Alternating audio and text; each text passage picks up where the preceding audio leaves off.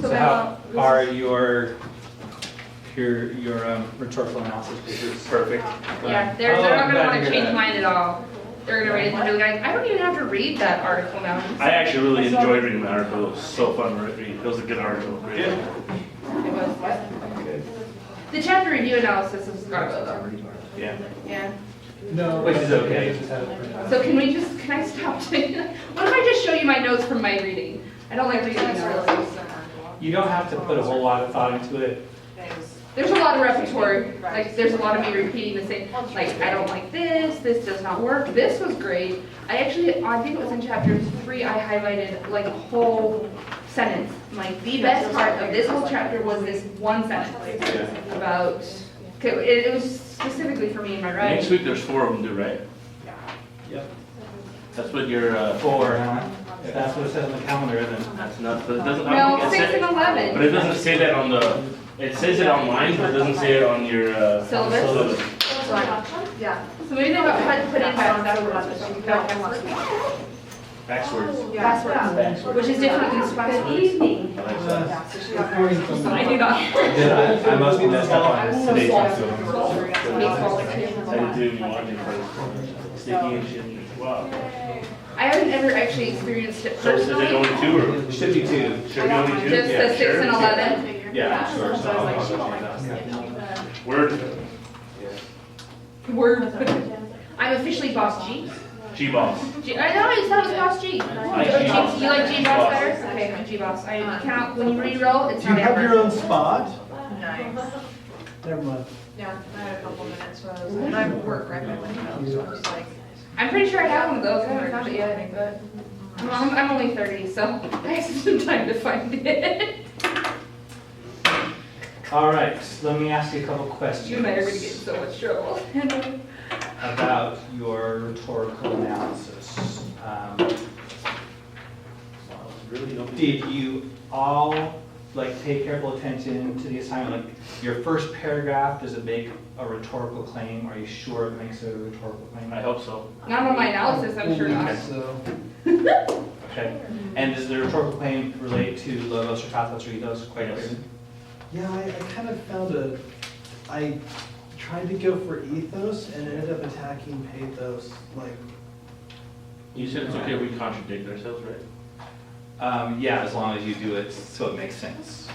Word. Yeah, so you can say, it had great logos except for one spot, that's fine. That I can have it with pathos, except this better if you have. Yes. Pathos. That would be good.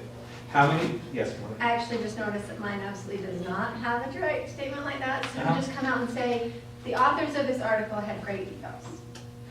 Yes, and today I'm going to show you some examples, and we're going to go over kind of clearly exactly what I'm hoping for in this assignment, so that you can nail it. And you know why you want to get it perfect on this first one? So we don't have to do the second one. That's right. Nailed it. My other class, by the way, my Tuesday, Thursday class, I just graded their rhetorical analysis 1, and 1 student got the perfect score. So everybody else has to do another one. Yes, which is the norm. But No, we're all gonna. if you pay close attention to these and just make sure you plan it out on yours, it's totally attainable. It's not that hard. I mean, at least one person did it. Yeah, one did, another one was like super close and stuff, but yeah. Can I ask you a question? On Canvas, nothing that I've turned in is graded, and I don't know if I'm turning it in right. I don't care if you don't grade it ever or until the end, so I'm not writing you on that. But I just want to make sure you're getting it. Is there a way to know? Yeah, Actually submitted. if it shows up as submitted on yours, then it is, I was grading my Tuesday, Thursday stuff a little more priority just since. Because they're they- gonna Because you come see it more often. Sooner. Yeah, I like them better. Yeah, that's what I thought. That's fine. We used to. I don't mind it. And I would have graded a bunch of yours today and yesterday, before class day, but I spent today grading those rhetorical analysis ones, because I want to get those done quick, so nobody thinks they stop. So a Word document's okay to attach? Yeah, Word is great. Okay. Yeah. There are a few things like, a few other formats. If I can't open it, I'll send you a message and ask you to submit it as Word. All right, so after your first paragraph, and hopefully your one clear rhetorical claim, did the next paragraph of your paper did it give a complete argument with the logo, with the claim, evidence, and warrant? Yes. One incident that proved the support that it relates to your thesis, your claim? 3 paragraphs like that. Wait, does it have to have a warrant for every? Yeah. Or- Every argument? Yes. Yeah. And normally when you're writing, you don't always have to do that, but for this assignment, I want everyone to practice it, to get So comfortable warrant with it. every support. for Yeah, evidence. these are your arguments. Now I'm concerned that I did this way overboard. My first paragraph was an introduction to the article that I read, and what it was about, and what her claim was from the article. And then mine, from there on out, I did ethos, pathos, and logos, explaining what her claim was, how she supported it, and whether I believed that she supported it or not. Okay. Yeah. So maybe I'm misunderstanding the assignment completely wrong, because it's more of my analyzing her article versus me putting a claim onto what she's saying. Does that make sense? Yes, it does. And I'm that's exactly. You're not wrong, Elise. And that is the most common thing that people do, is they respond to the article because that's what they're used to doing all the I'm time. not really responding, I'm just saying this, like, she was playing on ethos by saying this, and I think it worked because she da-da-da-da. Okay, so So I'm see, not- I was right, you were only half wrong. Okay. So that sounds like rhetorical analysis, that's good. Okay. But you'll want to make just one claim. So Okay. logos, pathos, or ethos, make a claim about just that one, and then each of your subsequent paragraphs, arguments, relates clearly back to that one. Back to, so if I am saying that she played on pathos because she wanted us to feel for her in her situation, and she told us all this different kind of stuff about it, then it would just be pathos, right? Right. Okay. I think I did too much. Yeah, the extra mile. Now go back and then. Now go do it the way that I want. Okay, gotcha. Okay, thank you. What's the length that you're expecting for the rhetorical? 8 pages. No, five is. Five at least. No. The article. I did like 1 page and then one little thing, Yeah. but I felt like I hit, I guess my reason for that was I kind of did like a sentence per point kind of a thing. So I wrote long sentences, but they were like the claim, the Support claim, the and your support and the warrant. warrant for each one. It's possible to get away with something really concise if you're like nail it right on the head. About 2 pages is kind of an average that I get. It's possible to do it shorter, but during peer review, maybe I'll take a look and Okay, good. we'll see if that's 2 pages. So how many you got? About 1, almost 2. Okay, yeah, That's short of 2. that's about average. My So work double cited is on space. I page happened to 30. run out of Double ink space, yeah. today. My husband's bringing my paper. All right. That's okay, mine has to be on the computer because I couldn't find a printer. My husband wouldn't let me take our mint printer out of the box yet. Just kidding, we didn't have time. Yeah, I was gonna say, save that for next year. Yeah. I'll be glad. That's obsolete. I was wondering how you flavored it. The second paragraph was just the one single claim of ethos, pathos, logos. That was in the second paragraph. No, the first paragraph is your thesis, which is your main claim about logos or pathos or ethos. Okay. And then each other paragraph is another argument to support that thesis. Okay. Let's take a look, in fact, at some of the examples, and we can see exactly what they're doing well or it could be done better. I hate to say it, but can we use one of our papers for No, actually, that would be good. Let me start with a couple others, and then that would be really good. that? Because there's only, what, a dozen of us here today? Less than a dozen? Yeah. Yeah, so we could end up having some time. If the computer turns on, and if not, I have a backup.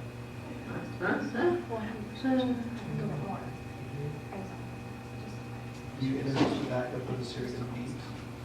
Just load up your you're using your backup. With a series of beeps. Oh, no, I don't.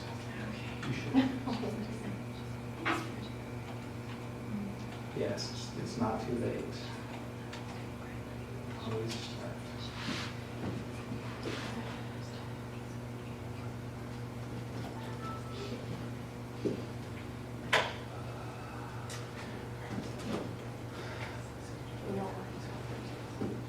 So I'll show you a list of these that I uploaded, and you can take a look and decide which one you would like to look at first.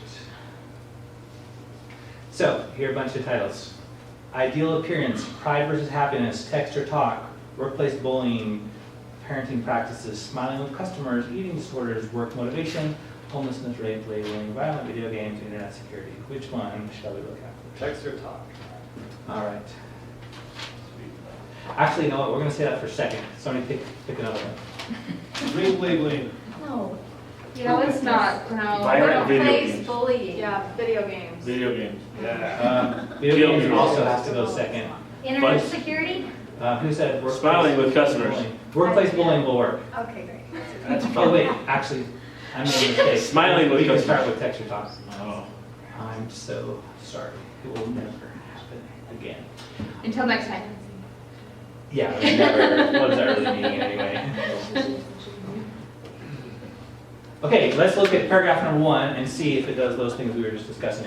In the article Text or Talk, Social Anxiety, Loneliness, and Divergent Preferences for Self-Amuse by Donna J. Reed and Fraser J. M. Reed, the authors were trying to show the legitimacy and credibility of their research throughout the entire article. Is that a rhetorical claim? It's on your website. Remember, we have some good examples and some bad examples. Really? Oh, okay. So, I well, would some think good no, examples. I don't think it gives me enough information. I don't think so. I don't think it makes a statement about it. It just says this Okay. is what they're doing. Somebody define rhetorical claim for me then. It's not debatable. They can prove it, but that, No, actually it tends to be quite debatable. I mean, you should be able to support it well. I think it is. I think it's fine. It says that it's going to establish the ethos of the.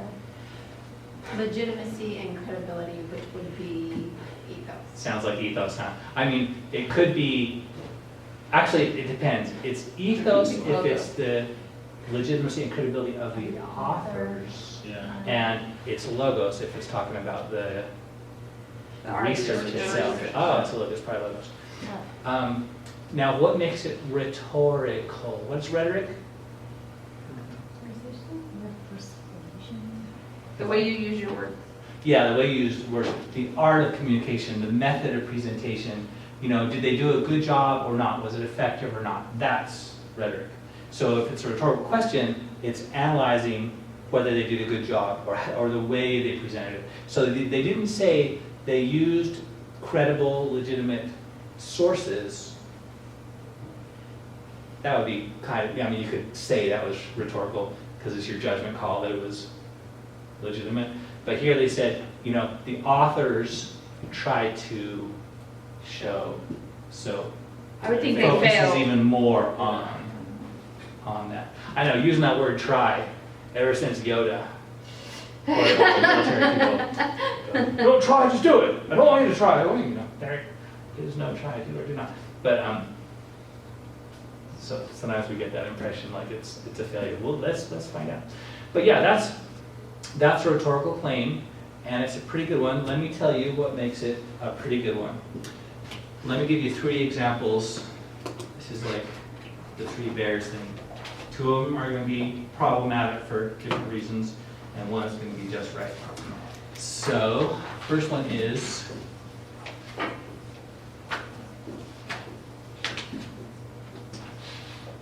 the logos was good. Is that a rhetorical claim? Yes. No. Is it? It is, but not a good one. Yeah, it is, exactly, it is, but it's not a great one. Why is it not a great one? Because it doesn't give us substance as to why. It doesn't give us a reason to argue. Yeah, it's so general, it's not interesting, not insightful at all, doesn't provide any value. Now, the paper could follow up and give great analysis and great incidents and stuff, that's So fine. if you did the logos was good because the authors did X, Y, and Z, Yeah, see if you gave it more detail. would that would be a good return. Let me give you example number 2. Sorry. And we'll, actually, no, that's totally good, you're leading right into it, and let's see if this works. The logos was good because they used credible sources. is that a good rhetorical claim? It's better. Yeah. Getting there. It's better. So what's not great about it? It's not interesting or descriptive, it's very vague. Yeah. You know, it's kind of a trick question, by the way, because you'll see when I finish up.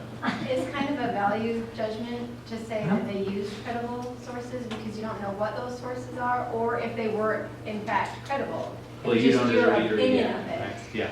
But I think, Let me I think you might clarify. want to do that though, when you're making the claim at the beginning. You don't have to support the claim in your Yeah. introduction, but as long as you support that claim later in the body of the paper, then Exactly. that's And not a huge also, issue. every rhetorical claim is bound to be your opinion. In fact, really every claim is an opinion. I mean, it may be true, the sky is blue. The minute I say it, I'm expressing it as my opinion, kind of thing. And so you as readers, listeners, you get to evaluate whether I say, whether you believe it or not. So don't worry that it's last semester I had one student who was having a lot of trouble with it. And when I got to that point, I'm like, oh, of course it's your opinion. And she's like, oh, now I get it. So that's why I'm trying to drive that point a little extra. Okay, this is actually a really good rhetorical claim. I mean, it's specific enough, and then you could, as I explain why it's good, you'll hopefully see the problem with it for this assignment. You make this claim as your thesis, and then you support it by showing good sources, and then more good sources, and then more good sources. Now do you see the problem for this assignment? What? Well, we need 3 different categories of support for the logos, ethos, and pathos. Exactly. There's just one category of support. So this one, logos is good, is too general. And this one, it had good sources, now you're limited. If that's your thesis, you can only talk about good sources and you need different types of evidence or something. So this is too specific. So we need something baby bear right in between. So quickly tell me, what are some other reasons you might have good logos? Good credible sources, what else? Bias was not there. Okay, no bias, and what did you say? Organization was easy to follow. Good. So that's good, those are 3, we'll take those 3. Now, make me a phrase that encompasses those 3. Credible sources, no Credible, bias. unbiased sources that were presented in an organized manner. Okay, so that's halfway there. Can you find a generalization that means those 3 a little bit? That's, for most people, that would work just fine. But I want you to practice this other thing too, just for critical thinking practice kind of.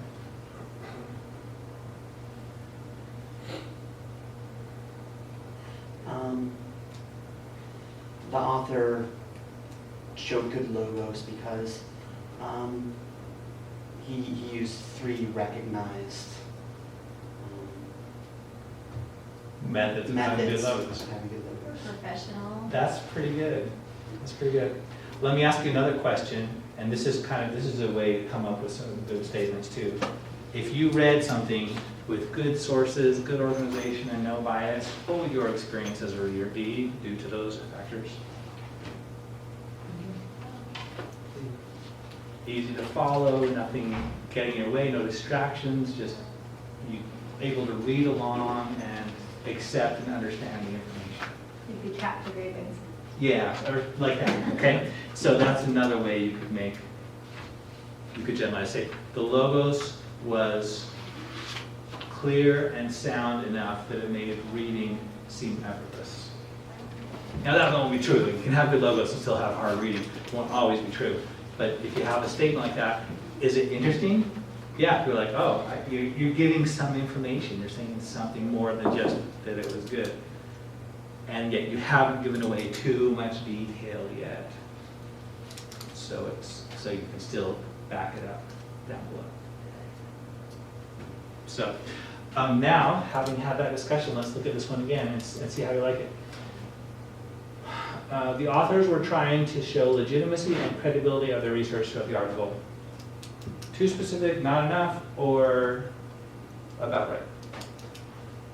do we want to include 3 things that we're trying to do, or just 2? 'Cause You it want a- at least 3, but maybe, let's see if Can you cram 2 of those into one of the things? Like, for example. There could be 2 things that demonstrate. Let me point legitimacy this and out. 2 things that demonstrate the credibility. Yeah, you can show legitimacy in multiple ways, Yep, for example. So make each argument a separate paragraph. yep. But Where they used trying to show legitimacy and credibility, can you show how they didn't show You legitimacy? bet.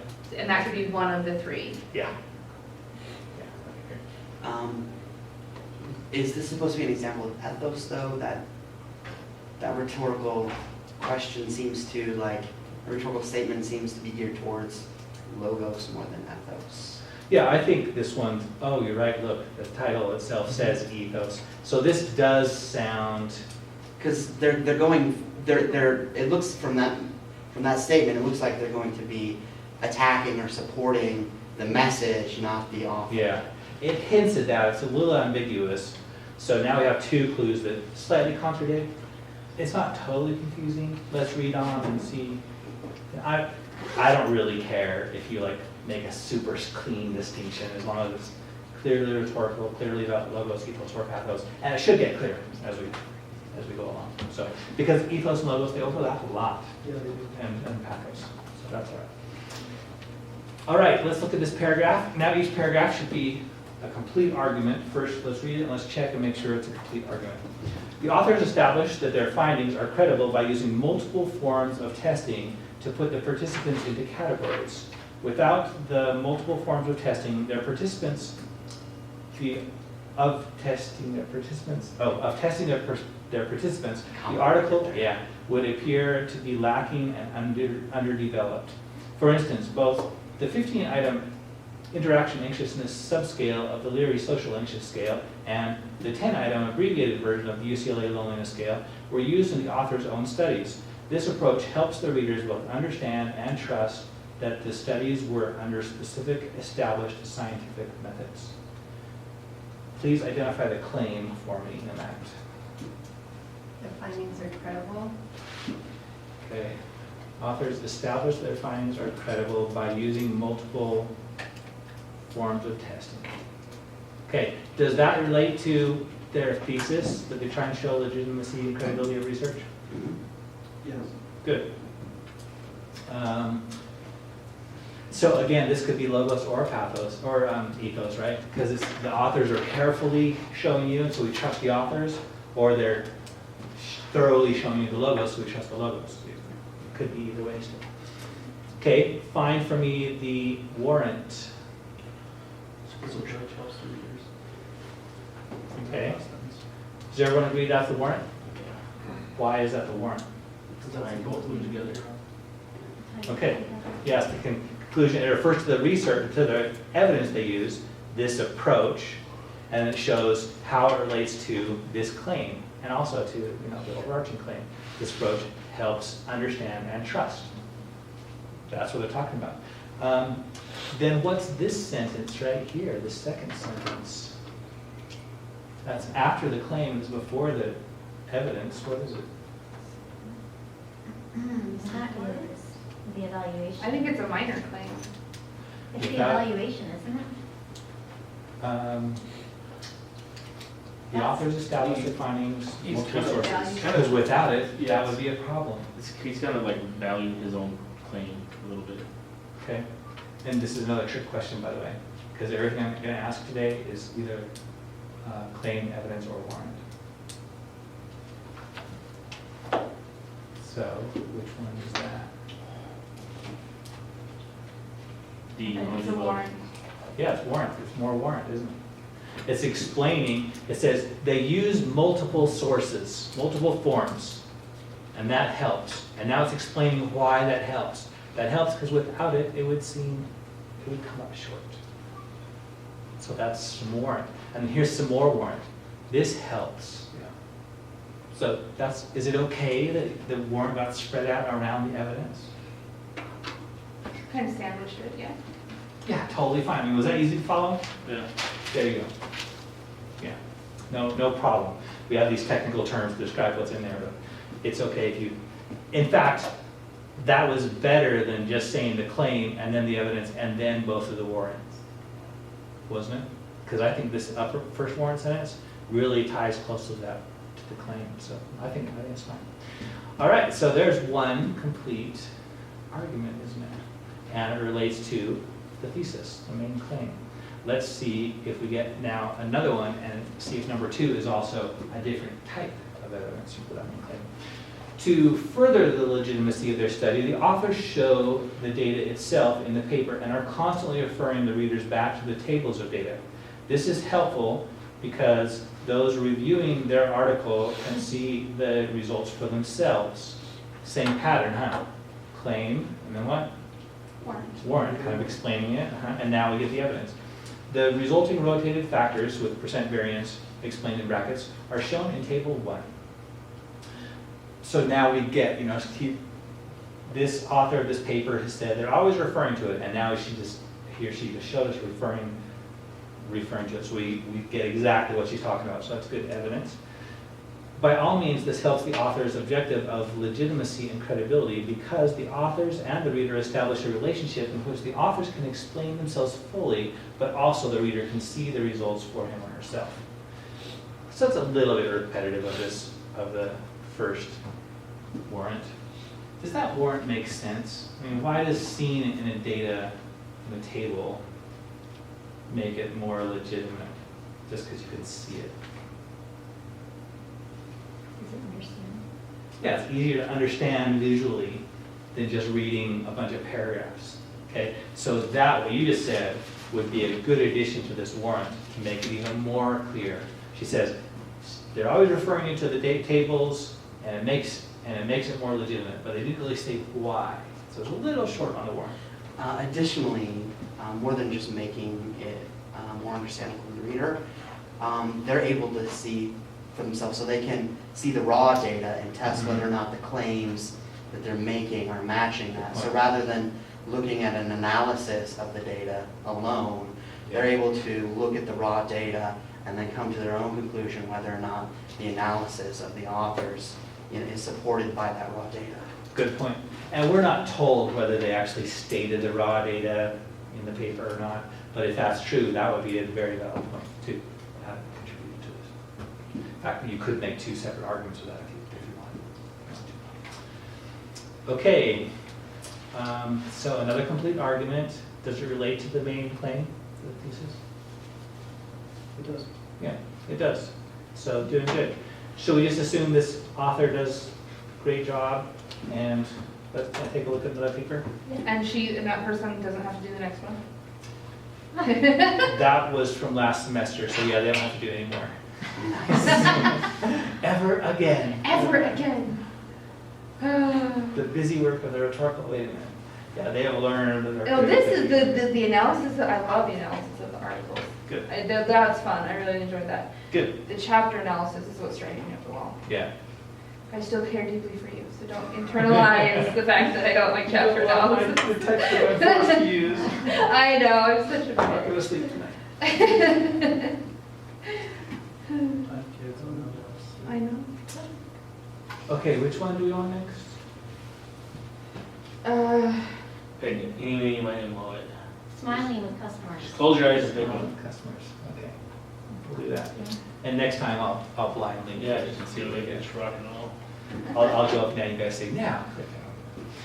All right, rhetorical analysis. Can a smile really make a difference in the world of business? In the article Smiling with Customers, Dr. Clive Muir writes concerning the effects of smiles in business settings. His research explores the claim that the effectiveness of customer service depends on verbal and nonverbal behaviors between employees and customers. He evaluates the effectiveness of body language and smiles from multiple angles. Pause right here. Is there any rhetorical analysis yet? No. None. What is it? It is an introduction, explanation about the article. Yeah. Exactly what I did in mine. Is that okay to do No. that? Yes, say yes. Well, you said no.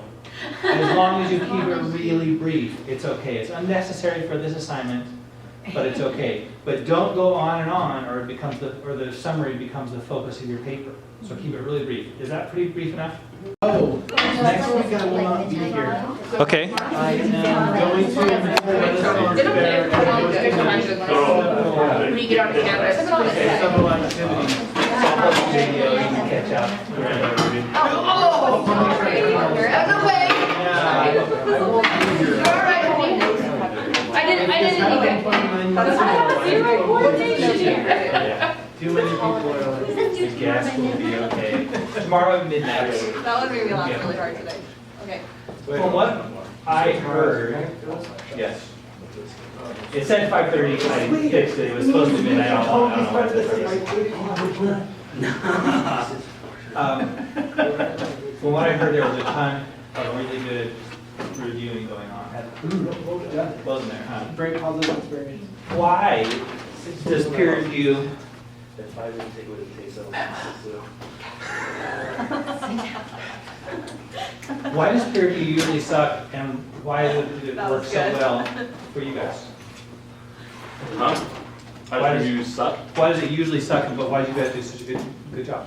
Well, you said yourself that people on Friday night are smarter than we. That's probably, I can't argue with their logic. I think a lot of people think it sucks because they're afraid to feel stupid in front of a fellow. Or offend somebody yeah. at this You time guys of aren't night. afraid, so. It doesn't even matter. I have 2 reasons to back up your claim. And Warren. One, You're way intense and awesome. first, you went through 2 or 3 papers and then you did it yourself, you walked us through it, which I'm assuming or hoping that that's what you were setting the standard to. Yeah. So that's what I was trying to emulate, or that's clearly set like a template in my brain subconsciously Good. to where I was trying to reach to. Second, it was a discussion. So sometimes when you just hand it to somebody and they go off, it's a lot of grammar, right? It's a lot of format mistakes, but this was a discussion. And since I suck horribly at grammar, and I think I excel more in discussion, I found it more enjoyable. Because I can ask somebody, Yeah. well, what do you mean by that? Or I was thinking this, how could I do that better? You know, it's just a discussion. That's good. Why doesn't that happen in, I mean, I always hear about how everyone comes to my class like, I hate peer review, it's useless, nobody has anything good to say. Why doesn't that happen in other classes? Familiarity with topic. We have been exposed now to this topic quite a few times. And so we I know, 'cause each this is our have a third week. piece of it, right? We each have a piece of it, and maybe we, like, you explain the entire thing, but some of us familiarity with the only assignment. get portions of it at a time. We eventually build an entire picture, but Yeah. with the process, we each have an opportunity to share what we've done well. Good. With the small groups, we had enough that we could probably have everything covered. And you knew what you were doing, kind of. Okay. All of the peer review that I did before, which obviously was like in high school, but the teacher said this is right and this is wrong. And so all the students were like, oh, that's wrong, or that's right. But you said yourself, some are better than others. I mean, they're not wrong, they're just Yeah. not great.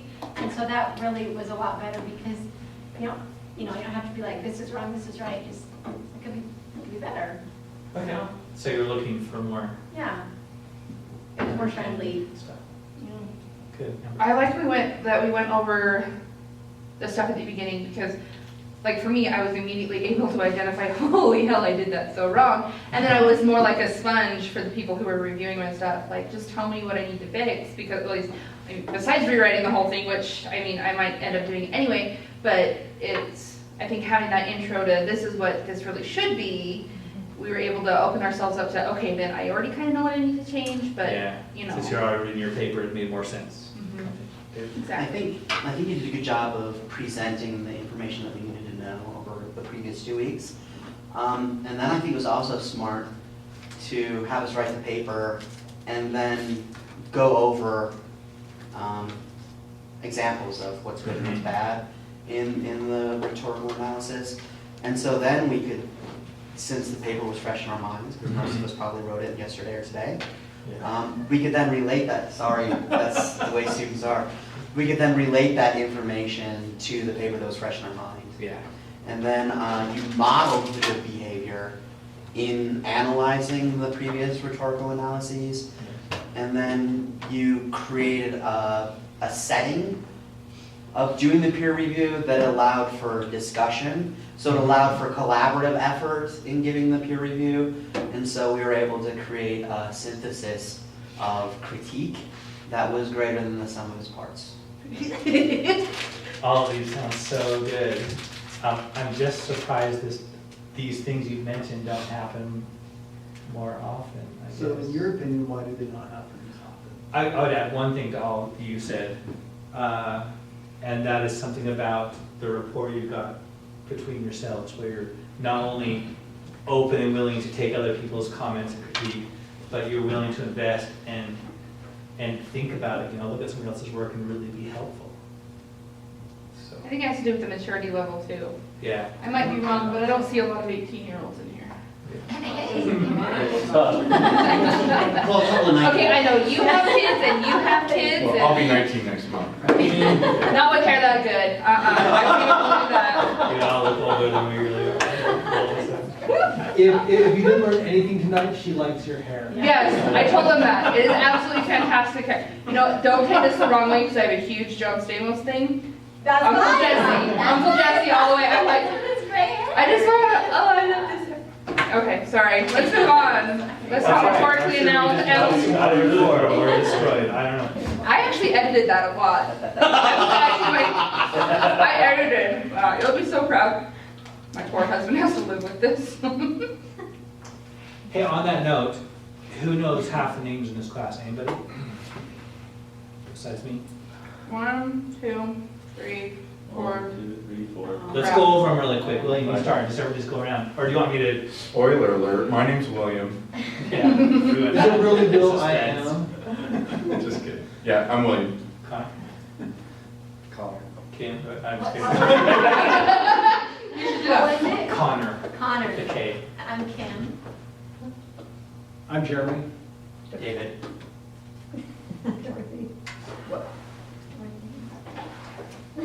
I'm Amber. Amber, dancing behind her. Okay, I have a funny story to tell about that after we're done. Okay, good. Manuel. Allison. Allie. Kat. Oh, that's horrible. Allison and Allie said. Allison and Allie. Me too, so you'll never get it wrong. And Kat. No, I will always get it Allison wrong. and Allie Kat. Allison and Allie Cat. In high school, we had, It's Sean, right? Yes. Okay. in high school, the only Amber we knew, her last name was Gurr, because her parents were mean. So she was Hamburger? Amber Gurr. That's awesome. My last name, now don't get me started. My father's last name is Hare, like the bunny rabbit. Uh-huh. My mom wanted to name me Ubik. A dang girl named Anita and somebody would, I'll be like, Miss Spankin called. Okay, moving on. I want to discuss something briefly to make sure everyone's on track. So I need somebody to volunteer. You're going to tell us this about your final paper, what the purpose is. In other words, what you're going to get someone to do, an action they're going to do, and who the audience is, what the narrow group that you're going to write it to specifically, and then something about their values, like why they care about it, or why they want to read your paper, why it's valuable to them, and then also what barriers they may have. So in other words, the same thing you did on your 5 topics little assignment, but I just want to hear that briefly and just make a few comments just to refresh everyone's memory what that's about. Volunteer, anybody? I'll go. I have no problem with that. All right. The audience I'm writing to, okay, so the topic I'm doing with Connor is the hidden nature of domestic violence against men. The call to action is to be more aware that it can happen to more than just one gender. And so the call to action is to be more aware of it in your friends, family, children, and yourself. It's the audience. The audience I'm targeting are those people who either have never been touched by it, statistically that's really supposed to be small, So to speak. No pun intended. Literally. and also to people who have preconceived notions about who can be. I'm not sure Okay. the other questions. Barriers. Barriers to that are preconceived notions and ignorance. And values, why they want to hear this. Because it can happen to somebody you love, if not you. Okay, thanks, great summary. Anybody have if you were peer reviewing this, what would you say? I would want to read this because I am the ignorant person. Okay. I'll admit it. Yeah. Like I never heard of abuse happening to a man, because that ain't no man. That's right. Like So, man, I'm a man. recently in Canada, there was a man who was gang raped by 4 women. And a lot of the people in that area were like, well, that's his own fantasy. One man's assault is another man's fantasy, I think. And totally, like, the whole thing of rape is it's unwanted sexual advances and unwanted, like, and he was raped and now he's getting ridiculed. I just don't understand the logistics of that. Me either. I could Like, unless you're date raped, like, tell you- everybody. No, it's okay. Okay, Don't. this is a great topic, Yeah. but I can You got an explain hour the or logistics whatever. later if you want me to. Okay. I don't get it. so here's I can tell you my exactly how it happened. main kind of response Mhm. to it. First off, the audience, like people who haven't heard of it, Mhm. that's one of my main, that's my starting point. It's kind of a broad audience, there's a lot of people, so you can narrow it down like by age, single guys, married guys, Yeah. something like that, Yeah, statistically, it's gonna be a very narrow audience who hasn't, who hasn't heard of male abuse. Like Okay. abuse Or- against. or who don't know very much about it, right? You really think that's narrow? It's supposed to be, according to all the statistics I've read. I mean, I think a lot of people have heard of it generally, but Yeah, nobody in knows practice, about it. nobody knows about it. And so it's targeting mainly parents to help them be aware of what can happen to their children. Okay, So I just want to clarify with audience, what would be an example where you would want to just try to have it be towards men or women? Doesn't sex span any subject? this topic applies across the board, but the way you're gonna present it to one group would be different than you present it to another group, and that's different than how you present it to everybody.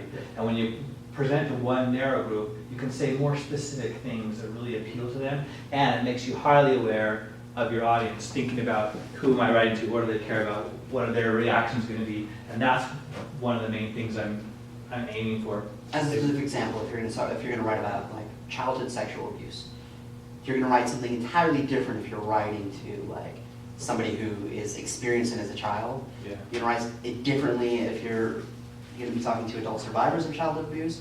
You're gonna be writing something different if you're addressing, pedophiles. Yeah, or police officers, Or police officers, Social or worker. parents and family members of people. Or the children to protect themselves before it happens. Yeah. Everything he just says, both sexes. All your examples covered both sexes. So I want an example of one sex. I was just trying to. Well, let's take it with this one then. If That's you write to actually- women, it's like, hey, if you write to everybody, it's like, hey, here are the facts. If you write to women, you're like, hey, here's what some women do to men. You're like, oh, that's horrible. If you write to men, you're like, hey, here's what could happen to you. So wait, so which one are you doing? Well, first of all, you've got to get people to understand what the warning signs are for domestic abuse against men, because they actually react to it much differently than women do. For example, it's a really bad social stigma to be a man, to be the master of your domain, your home, and be the one who's being abused by a woman, who everybody else sees as inferior, like mentally or So strong. that would be my, he'd be right And so you have to approach men far more differently than you do women. But if you take the approach of parents, you can say, well, look at the bullying stuff in school. Girls are just as likely to bully guys, just in different, like slightly More different subtle ways. Okay, and I want to keep this time slot a little shorter just to make sure we can cover everything else. But so let me make quickly a couple other points. So one, even their audience is good. Two, purpose. And this is a perfect example. This is one of the main points I want to make because I'm guessing that there are a couple other instances of the same thing. Don't make your purpose just to be more aware. Try to make your purpose some action that someone actually has to take, because that will really force you to really be aware, much more aware of your audience than just providing information, where you can be pretty oblivious to your audience and get away with it. So this is going to teach you to be the best critical thinker and best writer and stuff. So if for example, you change the audience to men who are being abused, then there's somebody who really can do something about it. Get counseling. Don't be afraid. Don't feel like a dork. Don't believe, tell those Don't women not they're report bad, because of the stigma. whatever. But Don't not report because of the stigma. right, Part of the stigma is that people don't understand how often it happens. yeah. Yeah, that'd be great. So then, see, they have concrete actions or something. So how many of you have what you've been thinking about so far have topics that's kind of mostly like just informing and not getting to actually take an action. Okay, great. See, there were quite a few, so that was really useful. Can you all think of a good way to either just the purpose or the audience to make it something where people take kind of an action? No. I Tell us don't. what you really want to help you brainstorm. Well, I can't remember how I phrased it, but it's basically unethical, loan, like credit and loan practices. For example, when somebody gets a credit card or they get a quick loan, they don't actually know what the contract they're signing at all. And they don't know anything about what's happening to them, how interest rates go up or down, it just affects them across the board, Okay. right? So I would have said it was both sexes, I don't know why I would focus on one. Yeah, I don't know why you would either. Oh, I mean, you okay. could. I could do an age. Yes. I would Age, 18 very to appropriate. 21. Yeah, because in colleges, you used to walk down during the first week and there's all these vendors in the halls and they give you a free t-shirt if you sign up for the credit card. That's now illegal. Yeah. Because it was getting people to sign up for cards they didn't know how to use them. Or you could also do it to parents as they're helping their kids learn about stuff. Or you can make it a specific socioeconomic class, Yeah. because like children of rich people treat credit differently than children of poor people. Poverty, right? Yes, they do. So, That's good. And then I had a problem with call to action of the purpose, or wait, is call to action and purpose the same thing? Yeah. Oh, okay. So call to action is a little more specific, but they're going to parallel. So mine was general, it was like to inform so they don't fall into the trap. It's basically people are uneducated about, they don't know. Yeah. So I was gonna be like, look, you are being part of something that's going to hurt you most likely. So I didn't know how to make it more specific, that's kind of general. Okay, so your call to action could be read the fine print, like before you sign a credit card, here's what you need to know. APR, and you're gonna explain what that means so they can look it up and say, 14, that's okay, not great, Ish. but it's ish, yeah.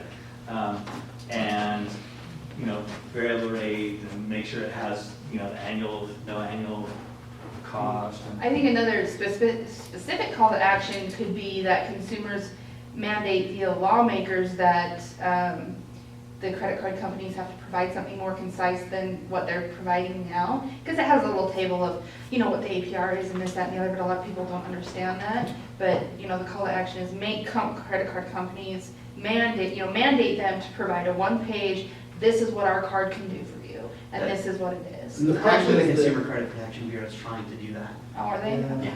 Yeah. Well, then They're don't trying to call to make all action kinds something of- that's already going into place. The other side of No, that is. no barriers, you have it's already credit card happening. Companies saying, well, how many people actually read our documents, whether they're verbose or not? Yeah. 1%. Yeah, the problem And- is that there could be like a correlation between the fact that Yeah, there that's are exactly right. 3 pages of legalese and people not They reading. need to In make it fine into a print. comic strip, because then everyone will read it. It's like, I want a credit card, but a comic, what's this? I've seen newsletters like that actually. where Man, there's- Bazooka Joe's they- really getting screwed by that credit card company. Yeah. Exactly. They have an important announcement and they make it in form of a comic and it has no punchline, but people still read it. It's a good method. I'm glad you mentioned that, Amber, though, because here's something else I want to point out. If your call to action is change the law, that's kind of like this gray area. I mean, it is doing something, and it's like write to your congressman, it is doing something, but the papers often tend to be just kind of informational. So if you can have an action that's more personal in their lives, in your audience's lives, that's more what I'm hoping. So to It's see. been what on it, 7 people this week that offer you a credit card.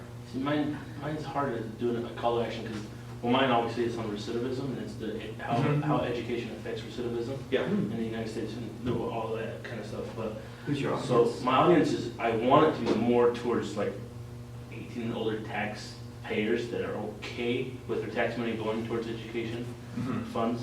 To support it. To support it. And tell your congressman to support it. Yeah, but it's more like, it's gonna happen kind of either way, like or not type of thing, but be okay with it and don't, Yeah. you can support it. Don't fight it. Because there's always congressmen that are saying, hey, I'm gonna cut, when Schwarzenegger released like 6,000, who knows how many inmates from California, and say, oh, we're cutting costs.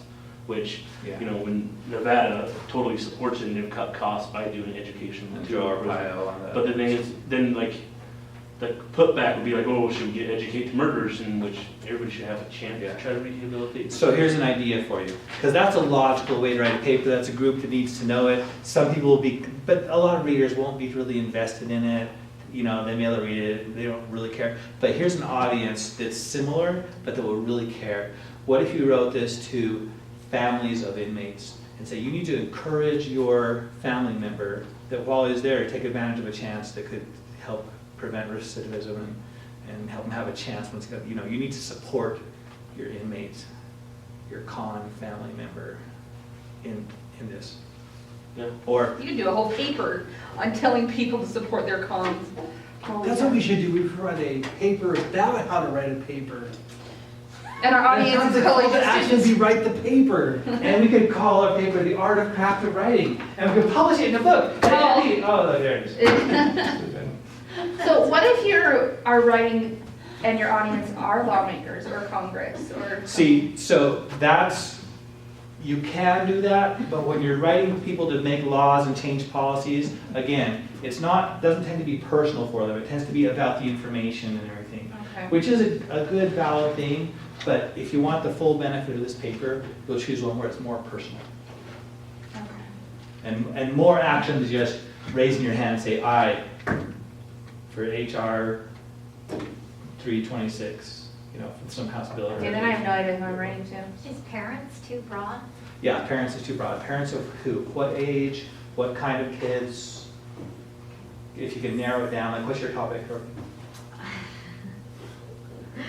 MSG, the athletics of MSG. okay, so choosing food, kind of stuff. So, see, if you're writing it to kids who are like in elementary school, you can be like, talk about getting them off to a good start, helping them have more focus in school, and creating good, healthy food habits, rather than getting a taste for the stuff they're gonna crave for the rest of your life, and when Right, they to don't become people who president. love It's your fault. food. MSG is awesome. Write it to kind of express management. Yeah. Actually, if you're worried that your call to action and your audience, well, your call to action with respect to the audience isn't personal enough, Mm. can you stress pathos in the paper to make that more personal Make them connection care with the more. audience, make them care more, and more reliably get them to answer the call to action? You know, if you're writing to a group that's not really personal for them, they're not really invested, you'd have to do that to try and get them more invested, but I don't think that completely compensates for, you know. Now you write to your club managers, Well, I have you're fine. Yeah, well, They I care wasn't about speaking this. about Okay. my topic, but like, because they're already invested Yeah, in that, that's their lives and their in livelihood. picking comedians, they have a vested interest in picking comedians that are good for their club, so. Yeah. But, like But- mine, like mine is like, it kind of affects everybody, because obviously in the way the economy is right now, everybody's like, oh, we gotta save tax money for this, tax money for that. So it's kind of like, the way I thought of writing my paper is emotionally attach people to like prisoners themselves, and then say, oh, hey, just because there's a prisoner doesn't mean they're a piece of crap, they should be educated as well. Yeah. So you could do that, and if you're writing the Huffington Post, that's exactly what you do, because that's who's reading it, You know? everybody. But if you write your paper to a more narrow segment that's a little more personally involved, you'll learn more, you'll learn different things as you write it. So what if I wrote it to like towards the inmates themselves? You can. Yes, that'd be great, actually. Good narrow. Like just what I said about the family, it's like, hey, inmates, Should get just your education. kind that'd be of, great. it'll help you stay out of prison, blah, blah, blah. Yeah. You just educate yourself. It's like you think you got it pretty good in here, don't you? And not just staying out of prison, because I don't think that's the end goal, No, but maybe but- I take it to a better life. Yeah. So they will want to stay out of Yeah. prison. Exactly. You want respect? We'll get some real respect. Okay. Yeah, that'd be a good plan. Could we go over values a little bit? I got confused between barriers and values. Okay, so values is like, if I'm talking to you about some subject, why do you care about that subject? Why is it valuable to you? So if we're talking about recidivism, then you value that because you don't want to go back in the pen. You want your freedom. You want to be economically sustainable so you don't have to sell drugs or whatever got you in the first place. You want security that brings. You want respect, you want family, you want, all those things that matter to you. I'm using the simplest version of the term value. I'm not talking family values, I'm not talking respect and hard work, and, those are values we care about, but so is greed, so is laziness. And you're specifically talking about why the subject matter would be important to the audience. Right. And I have you list those things, so as you write your paper, you might say, hey, have you thought about this? Let me help you think it through. And they read your paper and say, yeah, I care about that, for example. So like with my credit thing, the values would be, you could have long-term bad credit consequences, bankruptcy, is that, or is this You bet. barriers? Those are consequences, and then tying into And they like care how about that's it. gonna affect their life and why they care about those consequences. Yeah. Like you care about it because it can affect your life forever. Yeah. You want that fancy boat with your money? Well, you can't keep it unless you pay your debts. See, so. Or Unless you like- look like a gypsy, and then you just scan No, it that's away true. and get everything. bad That's credit right. decisions when you're 18 can keep you from getting the things you want when you're 40. So like, Which might seem like a long way away, however, you're gonna blink and down. It's gonna be here for you. Yeah. Kinda. That's the 18. 7 years is good. Even though it's 18-year-olds, it can hardly conceptualize that. Exactly, no. Yeah. Does that make sense? Yeah. And barriers, you're saying, hey kid, be responsible. Barriers, I don't want to think that hard. I just want to have fun. I want to be cool. I want to, like that. So That's in the way of your purpose between you and them. I'm sorry, I'm having a hard time trying to figure out where, I'm having a hard time. I'll leave it at that. Sorry, good. So my general thesis is treating everybody the same regardless of race, gender, sexual orientation, religion, stuff like that. The same in regards to what? In what way? Anything. Wow. It's not possible. It's So I so should big. speak to a child the same way as I should let him borrow my car? I should treat the child and his feelings as if I were talking to an adult. Why? Well, and children are kind of like, but. Yeah, children so They don't count. So children are the exception. Let's take children out. Let's just say as adults. Do you mean like respect? Or I'm talking about opportunities, respect. Equality. Oh, I'm because not you're just- talking about reverse Discrimination. affirmative action, all that kind of stuff. Yeah, that stuff like that. You're talking about in the workplace though, right? Well, it could be workplace, it could be, it's just life in general. Okay, so you have this broad topic, Yeah. and it's an interesting, valid, important, interesting, I said it already, topic. But if you try and do it all, you can't do a good job in 10 pages. Right, so I'm trying to figure out How how, to narrow it down. I mean, Isn't equality in the workplace a good example, but you could just. That do would be a specific? narrowing down. Yeah. That's still really broad. Is it? Okay. There's so much information, ideas. Just because I'm Yeah. fascinated with you how to do can this. narrow What would be equality in the more? workplace by Yeah, you narrowing can your narrow. audience. see, and this is so crazy. Possible I more am management thinking of the about workplace. why it is important for me to say to Allison, I love that shirt today, because you're white, versus I hate that striped shirt because you're Hispanic. The thing is that I'm treating him differently because of his skin color versus her. Racism, yeah. Racism and how. Racism will always happen. But my point is, my call to action is. Most racist person you ever meet. Well, if you weren't so brown, then no, I'm just kidding.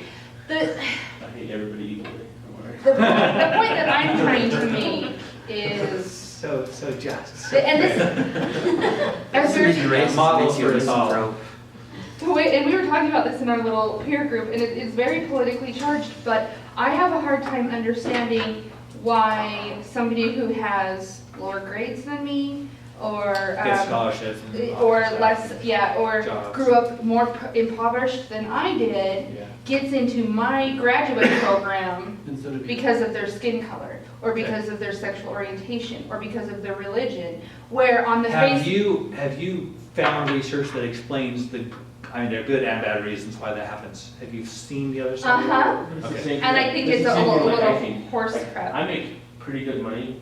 College is a pain in the butt to pay for, but why is somebody who hasn't worked as hard as me and makes less money can get free money from the government and I can't? Same kind of feelings, right? It's not color, skin color. Injustice But I have to still is pay a for my school. common- Well, no, Work my and ass off. I completely, but what Share. I'm, yeah, my big thing is why aren't we all treated equally regardless of our skin tone, our skin color, our. Well, some of us are just treated more equally than others. Okay. Yeah, see, that's the thing. Okay, And I'm but- sorry, so- we're gonna have to stop this one, postpone it. This is a complex thing. Yeah, I'm just trying to figure out how to Yeah. narrow it down Yeah. to get my point across. Okay. I'm thinking my audience is gonna have to end up being parents and young adults, or parents of young adults and young adults. Because the next generation of people coming in. You can, this is where you can drop that Since F that word break. center. Too late, now it's running. How am I You gonna said prove, fart. how am I gonna prove to my wife that I was here now? Well, now it's recording and now she heard your voice. So you're set. Okay, sorry we missed We out don't that know segment. where That was you a were for really the good last step. 2 hours, but you're here now. I'm not either. Okay. I I just want am. to, like, Trust me. I'm sure we all have different ethnicities, but No, it's like girl dating, it's always like, oh, this- Okay, going on. This sorry. is the next thing you guys need to know. Just go. If you don't get a 25 on this paper, and like I said, just one student got it in last class, then you'll be, next week, the rhetorical analysis number 2 is due, before class next time. And it's almost exactly the same as number 1. The only difference is you're not gonna make a claim about logos or pathos or ethos. I've got a list of 6 different, more specific things to make your claim about. So the pattern is the same. One rhetorical We can claim. use the same article, correct? Correct, you can. And then, make your claim and then defend it with at least 3 good different instances, complete arguments, all that. But I want to explain what the 6 items are you can choose from. So here you go. So we're expected to write this if we don't get 25. Yes. Right. Yep, so you may as well just write it down. Yeah, so it's expected, you'll do this also. But if you really plan this one and nail it, that's awesome. So when will you think we'll know our grade for the first one by? I'm gonna try and grade them by tomorrow. Word. Yeah, by tomorrow night. They're So not we don't due turn it until into midnight midnight. tomorrow night. Oh, you're right. Saturday. Sunday or Monday? I'm gonna try and grade them by Monday night. Sounds groovy. If I could grade it by knowing that, I would totally. So if we get them in before midnight tomorrow, I'll have mine in by 10 a.m. tomorrow. Okay, I may check, and I may start grading them before that. Yeah, that'd be good. So the first one is identify the purpose of your article. Now, it's not gonna be as convenient as your final papers will be, as we just discussed, where it's obvious what the purpose is. I mean, it's not like take this action, it may not be quite as clear. So what are the purposes of most of the articles you've been reading? Usually to inform, right, about something specific, or convince, or be credible. Mine had a specific call to action. It was a review Okay. of all of the literature on this specific topic. Yeah, And so he gave like an overview of the history of the idea, and then he basically broke it up into specific areas of research, yeah. and then analyzed where the research was good and where it was deficient. And then at the very end, he made a call to action that there needs to be more research done on this, and the research that's done needs to have better methodology, better sample sizes. And so he's giving a call to action to the academic community Yeah. to do more research and better research. Great. So you could say, you could say that was the purpose. So say the what, but also say, give me one of those value judgment things. Tell me, was it effective? And why? So these are your claims. See, this is the purpose, because I know it because they said so, basically just prove all this.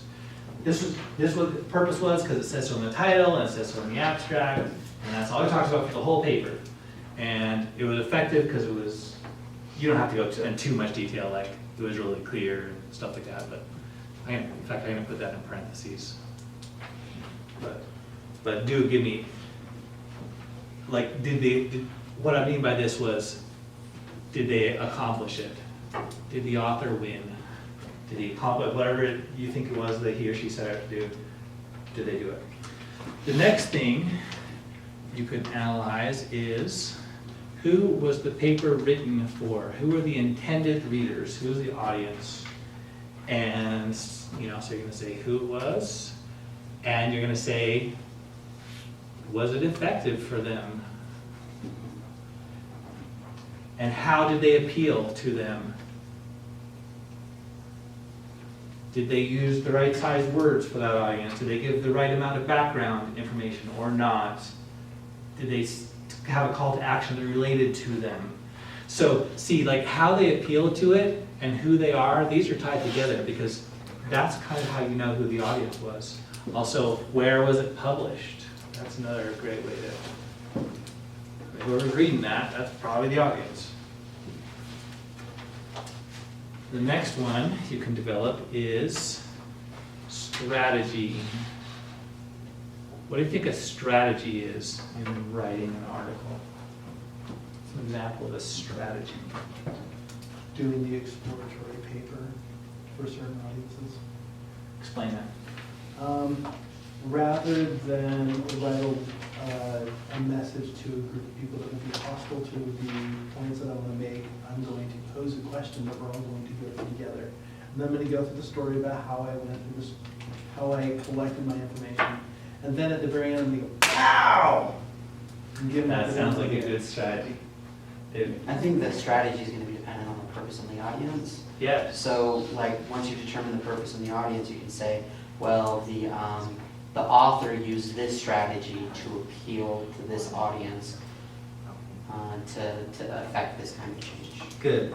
Like talking about things like show how it affects you, or give an example that helps you to understand and identify with them. There's a strategy. Now, Anything to catch your interest, to keep you cooperative. are they going to be? Is it going to be a single strategy, or can it be multiple strategies? Try to keep it A as single simple as you strategy with can. Yeah. multiple Can you support base for it that one off of strategy. ethos? Yeah, that would be a great way to do Can that. you base it off of ethos, logos, pathos? Yes, it can be related to that. Yes. I mean, since everything in rhetoric is related to ethos, logos, and/or pathos. Did I say egos? You said the first time you corrected yourself. I just thought it was funny. Okay, yes. Oftentimes it's related to egos.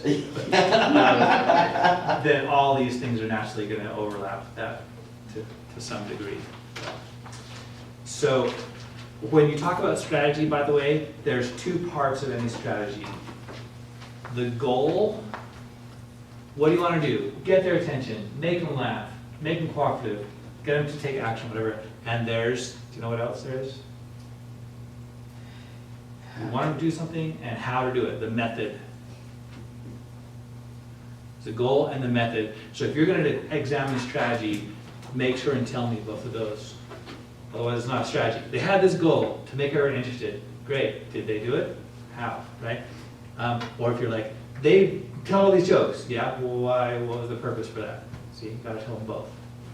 So do you want like at least 3 examples of the method that they use to achieve the goal? Either that or something closely related to it. In other words, you're going to have your thesis, your main claim about strategy, and you need 3 different kinds of support of some kind. So it might say one strategy, they did it by being funny and by being concise and by being, so you can find something. Just make sure that your 3 arguments, 3 Deal with arguments, Deal with strategy. directly to your thesis. Okay. Yeah. So you can say, so the analysis can be related to strategy in general, and then have 3 different ways that they attack a specific goal. Yeah, as long as your main claim is clearly like one claim, instead of saying, you can't say, they used many strategies. Well, actually, you could. Yeah. Many strategies, but have it tie together somehow. Maybe With strategies specific have goal good, to- interesting pathos, to keep it interesting. Yeah. Then you can have 3 different ways that keep it interesting. Yeah. Or to keep people cooperative, and show 3 ways. So it could be different strategies. Or within could that. or could you take a single strategy and support that with 3 different? As claims long as they're about not the that same strategy? type of evidence. Like they said, they use a strategy of using big words to try and impress. See, they use this word here, they use that word there. See, that's the same. Yeah. That's the same kind of argument. So we want a little more variety to show me that you can read rhetorically and pull off different things that writers are trying to do that So pull you the could light over say, your eyes. you could say that their strategy was to use like specific literary devices to enhance their Great. brain. And you can then say, you see can these say- short sentences, see this repetitive grammar, see that, yeah, Okay. that'll work. Okay. On this one, there are different ways to do it, kind of. So as long as it's clearly tied together, a thesis and everything supporting and stuff, I'll be pretty flexible. The next one is, it happens to be one strategy, but it's a very important one, so I single it out. How did the authors draw out the significance of their topic? So do not tell me the big error here. Do not tell me the authors wrote about nuclear warfare. And that's really important because you could die a horrible death. Everyone thinks it's just a big flash, but no, it's probably the fallout. Okay, don't tell me the significance of the topic. Did the authors talk about dying a horrible death? Then, see, that's rhetoric. Tell me about the presentation. So, how did they create significance? Or fail to, either way. And then, was that an effective choice? As Is always. that also related to audience? Yes, you could. So that could be value. In fact, everything relates to purpose and audience as well. Yeah. Like, these are the two guiding principles. That tells you what to write and how to write it. There are different options within that, of course, but so significance to make it important to one audience, yeah.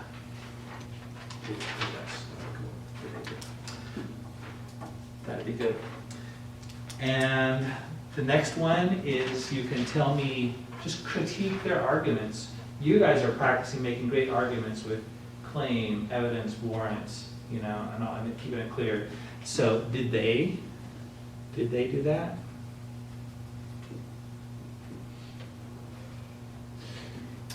So don't talk about necessarily, for this one, don't talk about their main argument. Their main proposition was da-da-da-da. That's purpose.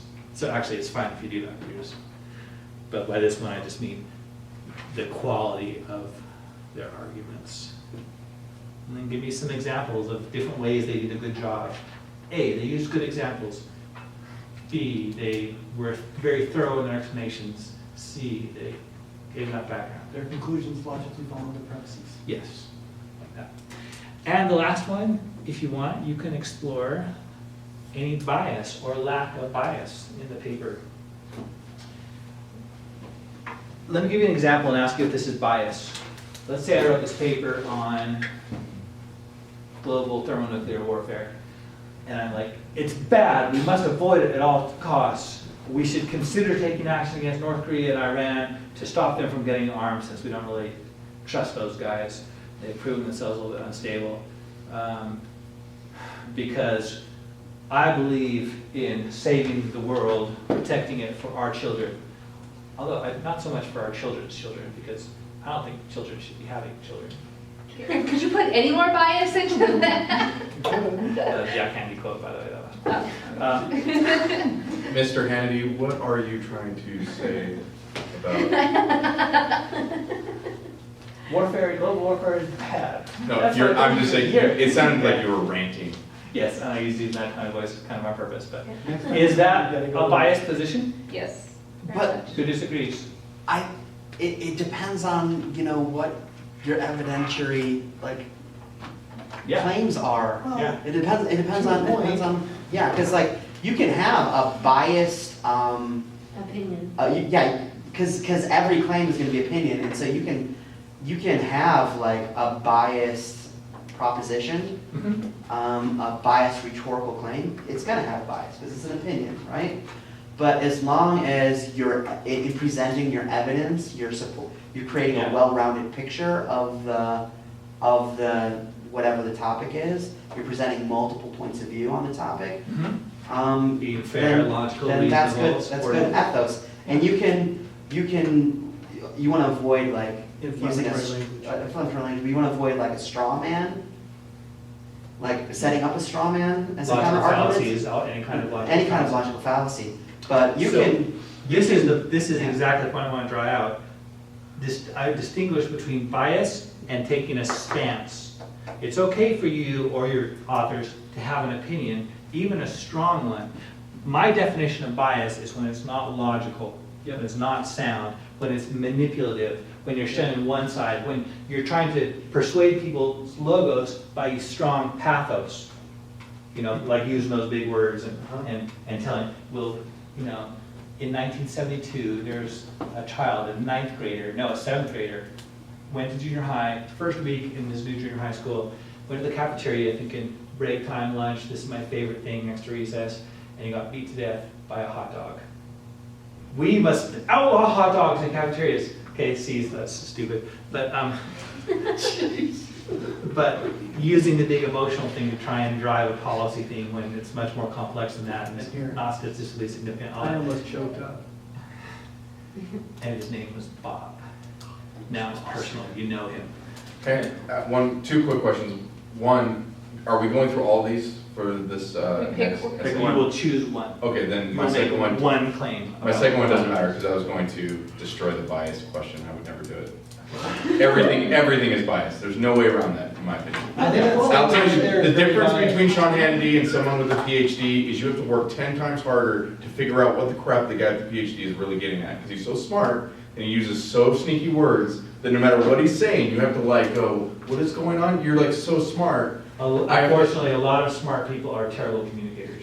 They really are. But actually, the article that I did for this, the rhetorical analysis one, is a good example of not having, the author not having a clear bias, which is a good example of ethos. Because the first two times I read it, I actually was mistaken about what his bias was. Because he gives such a strong counter argument to what his position is. At one point I realized, oh, these two articles that he quotes are articles that he was a major author of. And so those probably present his bias, but those articles are counter to the predominant argument that he's making. And so like, it's very unclear what his bias is. And Yeah, well, you're never confused about what Sean Hannity's bias is. It's in your face. Exactly. He's yelling it from a pulpit. So like a good academic tries to acknowledge to himself what his bias is, and then in presenting the information, try to make sure his own bias isn't apparent and affecting his I see. analysis. So you could judge whether he tried to not be biased. Yeah, But I mean, it's not there's- possible not to be, am I wrong? No, not, We see life through definition filters. of bias. well, but We see there's- life through our own filters, That's right. experiences. We can't erase our experiences, Correct. our race, our sex. But to Yeah, give we an have to- That's more of a example of- stance. Yeah. To give an example of bias would be If like. we were in math, I'd say everything is biased. If we're in science, we'll call this social science, I'm gonna distinguish between, attempting to be fair as you can, and not, I'm gonna call that stance, and I'm not gonna call that bias. If you don't make that distinction, then there's no value in having two different words. I get what you're saying. But actually an author who is explicit about what his bias is, that's fairly good. That's fairly good at Yeah. ethos, because he's basically saying, this is my point of view, take that into account when you're Reading what I have to say. reading my analysis. Yeah. I was dating this girl years ago, and she said, I think you have a way of getting people to do anything you want them to. And for 2 days, I'm like, am I a manipulator? And then I thought about it, I'm like, well, I try and give all the facts. I try to, encourage people to do things I think they would, and if they don't want to, that's fine. I'm like, no, I don't think I'm a manipulator. But I was worried about that. And that's kind of the difference between bias and stance, Are you It's like- trying to control people and get them to do it because Well, of your self-interest? well, or- it's someone along the lines of the idea that if you question whether or not you're crazy, you're not crazy. That's what they say, but I don't think That's that's. not exactly true. Yeah. That's what they used to say in the 50s and stuff at least, but at least you're aware. I think it was the person who's next to me, we were taking the test to see if you're sane or not. And one of the questions were, do you hear voices that tell you to kill people? And he goes, well, what if they don't tell you to kill people? What if they just tell you to do other things? Am I just not crazy? And you like scooted over a little further away. Actually, I got closer. It was Oh. awesome. You're like, be whispering here. He told me, Wow. You just got Give me your money. I don't know. not that I would admit, Awesome. Yeah. You were really taking that test? Or you just? maybe. No, I actually, was like, I think it was. I may have been imagining it, but during one of my episodes. no, I actually was committed to the hospital for a period of time. Oh, okay. So, Interesting. yeah, Interesting. Yeah, I wasn't even. I There's didn't no, know much there's no about it. vacation like being locked up in a psych ward for a week. Yeah. I'm not even joking. Well, I wasn't really locked up, I was there voluntarily, but best vacation I've ever had. Yeah. Yeah, I was Forced relaxation. very drugged. Well, yeah. I was taking the test. it was great, I loved I it. remember the fact that I was And taking now I'm it better, and that was several years ago. It was almost 10 years ago questions now. were like, I was Do crazy, you I am believe crazy, this? but I'm And the very medicated end of now. the thing, they so- were But I'm okay with it now. I'm heavily medicated for everybody's protection, let's just be very clear right up front about that. Can I have some? I can't share it, it's too special. All right, well, don't blame me when I go. Don't blame me when I'm in the psych I ward. tried. Actually, I love the stigma on crazy people, like people that are crazy. I'm like, Fun maybe- crazy, you mean, or like? No, crazy as in like, Crazy or I am crazy? medicated for depression and anxiety, and people who aren't familiar with mental illnesses would call me crazy. Really? Oh yeah. My favorite is looking at people going, Yeah. Just a little, get a little Pretty good, twitchy. that was convincing. Twitchy, that's, yeah, not But crazy. not, twitchy. that is not necessarily that, it'd be like a Tourette's tick. yeah, there's actually a lot of different things. out there. Me and my mom will go around pretending that we have Tourette's, just to get reactions out of people. Yeah. I just do it so I can swear in public, do not have Let's any just talk admit. like I'm evil. I just do it so I that just if I'm swear. pretending I have Tourette's, I don't have Tourette's. Was that from one of our bosses? She's just for Yeah. Okay, we're gonna stop this conversation. Do you have something on this one, Kim, or? I was just gonna ask about the second paper. Same Yeah. format, 1 claim, 3 support yeah. claims. Exact same, Okay. just a different type of, more specific claim. Just a different purpose. And it would be due on Friday, Okay. Yeah, we do by. 5:30 on Friday, so no peer review. Right. So, hey, if you want some some feedback and stuff, use our discussion area on forum, on Canvas. Our discussion forum on Canvas. And just post it. So check that every once in a while, bookmark it in your browser if you haven't already, and just check if anybody's talking in there and give some feedback, because you guys are really good But at it's it. everybody, not just this class, it's the Right. Thursday one too, right? Yes, who are also. Can we really have a lot of trust the smart Tuesday, people. Thursday class? Well, We've heard some negative here's the things thing. about it. Like, post your comments, and you'll get some good humor by whatever they say. They're also very smart. You know he says the same kind of crap in his Tuesday I would. about us. Yeah. Of course. Yeah, there's some good, really good students. You guys make me feel so youthful, all these parents and old people in my Friday night class. And you only 18, imagine. I'm not, I never think. I am so close to double the 18 years old. 2 more weeks. Wow, a couple more doubles, you'd be old. All right, so are these all pretty clear? Yes. I will post a couple examples of these online next couple days. On U of Life? Yeah. on your file. Yeah. Okay, and the next thing we have to learn? Okay, here is where I have a list of skills that are actually really easy, really effective, and really impressive to people who don't know them. There's, the first one I'm gonna teach you, like, you write your paper and then you go back and just make a few little tiny edits. Super easy, it's what I'll show you. And it makes such a difference. People read your paper and they'll be like, wow, you're a really good writer. And you'll say, oh, why? And they'll say, I don't know, you just are. But it's really, it's quite easy. So before I tell you what it is, I'd like to write me one paragraph. This paragraph will have 4 sentences, and you can write about anything, but let me give you a few topics just if you need help brainstorming. About something familiar, like your dog or your house or your mom or your grandma's cookies, anything like that, or some dream or goal you have, or some place you want to go on vacation, or where you work, okay? Or anything else, but there's just some brainstorming. Now here's the only thing, the 4 sentences, I want you to write them a specific length. So your first sentence, I want it to be about 6 words. 5, 6, 7, right there, okay? Are we doing it for now? Yeah. And the second sentence, aim to try and make a sentence of about 2 words. 13, about 16 words for the third, and the fourth one, about 6 words again. So make that 5. So 6 to 16, 5. Aim for that more or less. Black combo. That's not true. Yeah, it's a little more flexible though, since you can do plus or minus 1 or 2. So, go ahead and write me a paragraph and try and get those sentences about it. Sorry, 6-2. 6 to 16, 5.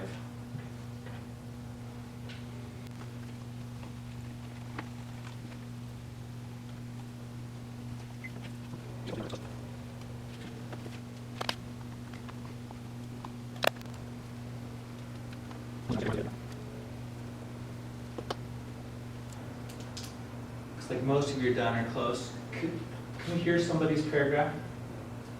Is it okay with it? Do these have to be truthful claims, the paragraph? Oh, yes, I'm sorry, I should, no, they don't. Okay, I'll go. Okay.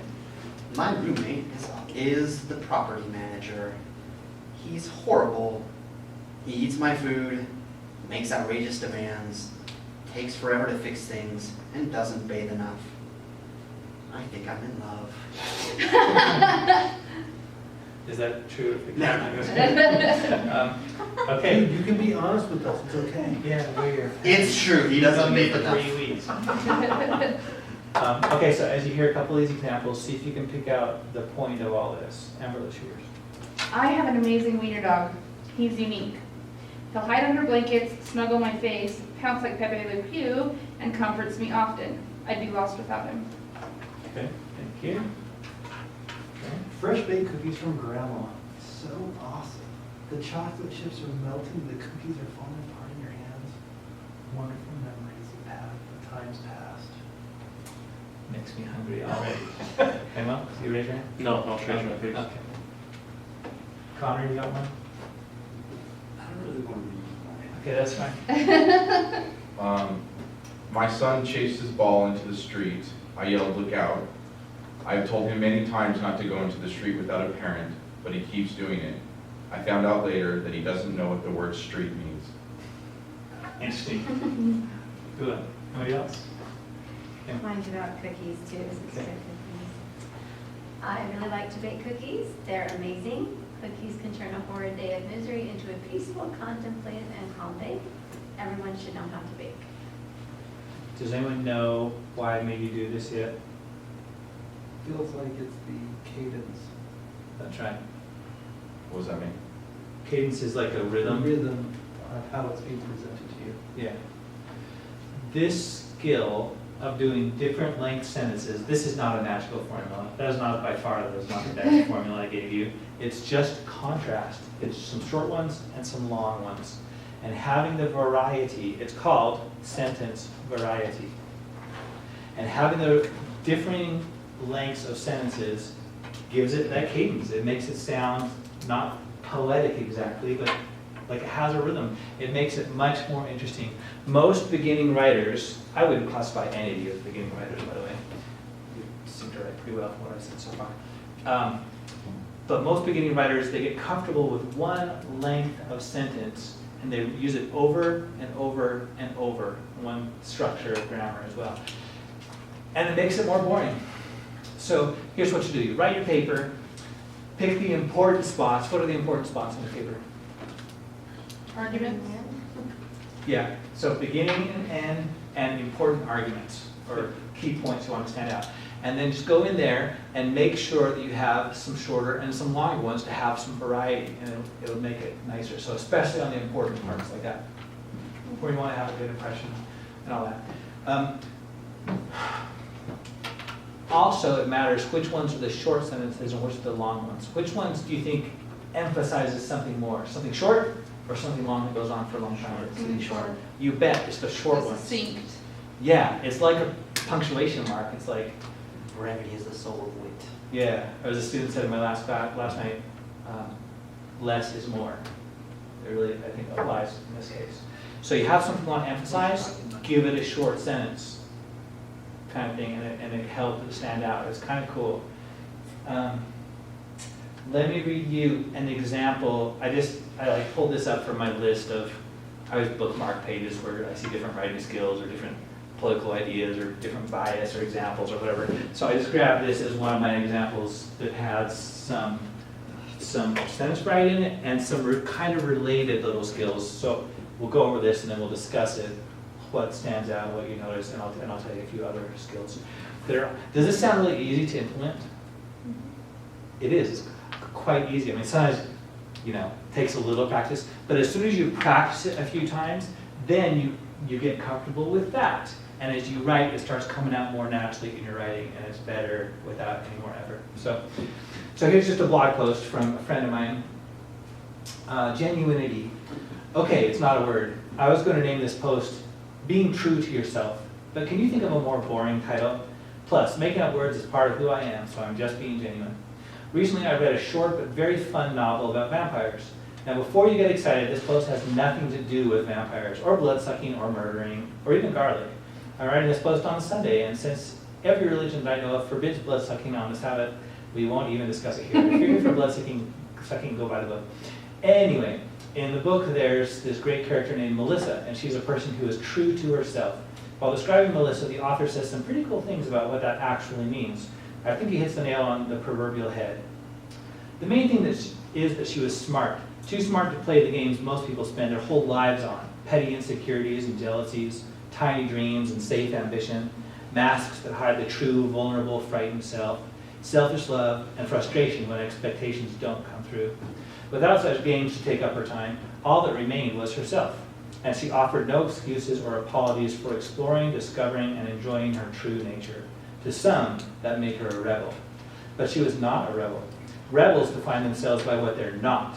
Melissa never did this. She never felt the need to break free of family ties to prove her independence. She never felt compelled to prove her individuality to anyone the way so many people do. She dressed her own way, it's true, but not to prove anything. She simply dressed as she felt comfortable. She read what she wanted, thought what she wanted, said what she wanted. For the most part, she did what she wanted, but she never did it to show anybody. She was different. She was unique. She was alive. She was true to herself. Do I hear the rest of this post? By the way, he makes some good points. I'm interested that he's quoting you.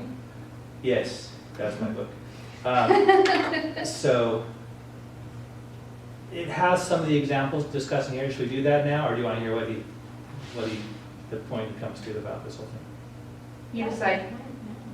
Okay, let's go over the writing skills really quick, and then we can see more of them as when we finish the thing. So, did you notice any short or long sentence combos in there? In his quote or in what is? Anywhere in what we just read. Genuinity. That was very short. A one-word It's short, sentence. but it's also, it adds flavor to the next. You mean the title? The title. Okay. And then immediately, okay, it's not a word. Okay, it's not a word. Pretty short sentence to start off. Cadence is. Wait, right? Okay, it's not a word. Fine, I get it. It has that sense of the way he's saying it. Good. What else do you notice? Well, he follows that up by a much longer sentence. Yeah. What is going to be introduce yourself again? Think of a more boring title. Which is funny because it's kind It reflects what he's saying, isn't it? of. He's like, if I go on, it's kind of more boring. That reflects the point I'm making. Yeah, so kind of it matches quite well. I like that the third sentence is not only a short sentence, but also its own paragraph, which really, when we read it, really emphasized to some that made her rebel. And it really helped you understand what the point was. Yeah, made it stand out. Have you ever been told you can't have a one-sentence paragraph? Yes. Well, if you're writing more formal, that's very unconventional. But if you're not writing more formal, if you want to emphasize, you can do it. You can have a one-word paragraph. Did we look at the example paper of the girl who's how to be a successful high school athlete? You told us about it. Yeah, The we whoosh. didn't read it in this class. Oh, I told you that part too already. Okay, anyway, so that would have been an effective one-word paragraph. Okay, good. What else do you notice? I like the last part of the quote. It's very succinct and summing up her character qualities. She was different, she was unique, she was alive, she was true to herself, that part? Those 4 sentences, Uh-huh. it would be so difficult for me to write that short. Like, Yeah. I would be like, The thing is, conventionally, you would say she was different, unique, alive, and true to herself. Yeah. It's a conventional way to express that. Right. But you you're make like- one sentence instead of those, but In creating Yeah. 4 small sentences, you're emphasizing each one. There's a full Good. stop at the end of each one. She was different, full stop. She was unique, Stop. full stop. She was alive. She was true to herself. Good observation, that's true. it brings more power to the character too. Yeah. Instead of just grouping it all into one, It's not just about logic, is it? It's about how the reader gets it. Alive, different. yeah, Drives the point home. powerful. Good, that's right. This also introduces the next skill I wanted to point out. How many of you have had teachers that say, don't repeat yourself, don't use the same word twice in a row? Do you know why not? Moves the individuality of that one. And it's The kind of more like, times you use it, the less and less power it has. and Well, it it's not can be, fresh the second time, kind of. it can be symptomatic of somebody who has a small vocabulary. Yeah. In academic writing, you don't want to do that. But it could also have an effect if you do it more than twice of Exactly. reinforcing the concept. And see, that's the rule. You say it twice, and people are like, you already used that word. No, what's wrong with you, right? But as soon as you do it 3 times, suddenly they're like, oh, you must be doing this on purpose. Yeah. And if you're doing it on purpose, you're doing it to emphasize. And so you can emphasize a point. And that, even just that ideology, even just the logic of that, creates a different kind of rhythm. It's not physical rhythm, like the short sentences. By the way, you have short sentences, it actually can increase people's blood pressure and heart rate. You build that tension. It can have a very real effect. No If- way. If you do what? It's short sentences, as they read it, it builds tension. It makes it Really? more interesting. Yeah. It's actually something screenwriters use to create a very large emotional impact at a Yeah. pivotal point in a script. Well, it's also a technique that novelists use. They have like, the beginning chapters are long and they get subsequently shorter. Yeah. And that's what makes the reader feel like, oh, this is a page turner, Yeah. right? 'Cause- Yes. Well, until the, we're gonna wrap everything up, then it starts to go more. after the. It depends. climax. Yeah. The denouement. Yeah. Usually the epilogue. I write a lot of my books with just really short chapters, so people will do that. Oh, just one more. And my favorite thing is when, like, if I know somebody read it, and once I saw one of my neighbors, he's like, "I'm mad at you." I'm like, "Why?" He's like, "I was up till 3 a.m. reading your book." I read a German author, it was an English translation this time. Yeah. But he, the main character started off as a young person, and the first few chapters, the prose was very simple, no compound Oh, yeah. sentences, simple words, and as the character grew and became more complex, so did the prose. Wow. The sentences became longer, the words became, It's probably because the translator got more skilled and more depth. That's brilliant. That's really good. so it was an interesting, like the prose mirrored the growth and complexity of the character. Yeah, that's really cool. Do you notice other words that got repeated in here? Like rebel. To some that made her a rebel, but she was not a rebel. There's another contrast. All of these things I'm telling you, sentence variety, repetition, it's all about contrast. That's my header I use for it. So when you create a logical opposite like that, that also creates an interesting tension. Some may think that was a rebel, but she was not a rebel. It's this pivot point, you know, and it creates a tension. So having opposites like that side by side can do that. One last skill I'll show you about this. This is a really simple version of it, that last sentence. She was different, she was blank, she was blank, she was blank, she was blank. That's repeating the same grammar over and over also makes it easier to read, much easier to read. It's called parallel constructs. And the reason why is every time you start a sentence, you know, as you're reading it or listening, you have to kind of parse it in your brain and figure out how do I, you know, what's the grammar of this? How can I put it together in my brain? But if it starts repeating the same grammar, you don't have to reprocess. It's like you have that grammar in your RAM, and you just plug in the new words, and it makes it easier to think through and understand. When I first learned about this, I think I was a senior in college, my bachelor's, and I was learning all these really cool skills. I was like, why didn't I learn these before? And at the same time, I was taking a literature class, Victorian Lit, and I was reading Henry Cardinal Newman, and his sentences I counted were about 150 words long, really long. But he would use parallel constructs, and it was easy as, what's something easy? Anyway, it's easy to follow. Easy as pie? Yeah, it's simple pie. And because what we do is like, he'd start off with this, you know, whatever phrase, and then he'd have one, and then another. It's kind of having a list. For breakfast, I want pie and fruit and milkshake. It's kind of repetition, but instead of just of items, it's of this grammar. So it made it easier to follow. So there's several rhythm, contrasts, sentence tricks you can implement in your writing. Are you gonna post those skills online? Yes, I will. In fact, I need to make separate videos for my other U of Life kind of thing. Hey, let me just summarize really quickly the rest of Joe's article post here, because he makes some cool points. It's like, we all care to some degree what other people think about us. et cetera, and he's like, I like the point he gets to, so stop being so self-centered, seriously, the world doesn't revolve around you. That's his solution to quit caring, quit worrying about what everyone thinks about you. They're not thinking about you that much. Just be yourself, kind of thing. So, anyway, thought it was worth mentioning. Okay, so papers due tomorrow midnight. Good luck. Thanks for all your participations. See you next time, and I'll post some more resources during the week. Welcome.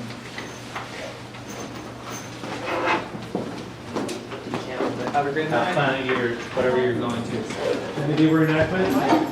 What is it? Medieval reenactment? Medieval? Oh, yeah. Is that the whole Society of Anachronism? No, I actually don't want You to. can put like an air pad in there. I stopped doing that. I draw more pictures in this I would class. want to wear the- I know, I was like. I just thought like doodle, like random, Part just of like. a- Did you get my Okay, just a second. Hey, you guys, I figured out something in my last class that if anyone wants to participate, I want to do. Does anybody want to talk to camera and just sum up the most valuable things you learned tonight, just to be part of the little class video thing? Just go, it's really not bad. Thank you. Anybody else? Does anybody want to what? If you want to just Different summarize night, what not was two useful in nights. class, or what you got a peer review, for example, that we didn't film. I'm not the best person. I can do it on I camera, thought it was funny. not writing it. Yeah, No, that's that's actually what I'm asking. Oh, Peer review is a Just go lot talk to the like camera there and just going to say the you got a peer review. self-checkout. I It's can all do it about real quick. narcissism. Kind of thing. Okay, here, let me flip the screen out so you can see that you're on it. Okay, it's all yours. Yeah. I used to hate peer review, now I love it. Why? What made the difference, Kim? I don't know why. Okay, No, probably because I needed a lot of help this time. yeah. Maybe because people were giving you valuable help as opposed to tasks that weren't. For this one, I'm not worried about doing any format, but do give me some author, title, list publication, yeah. So, and just the introduction. You can do that, or you can stick it in the Or end. just stick it in and then put the Kimberly comment. Yeah. I'll do that. Okay, do it. I've done it before.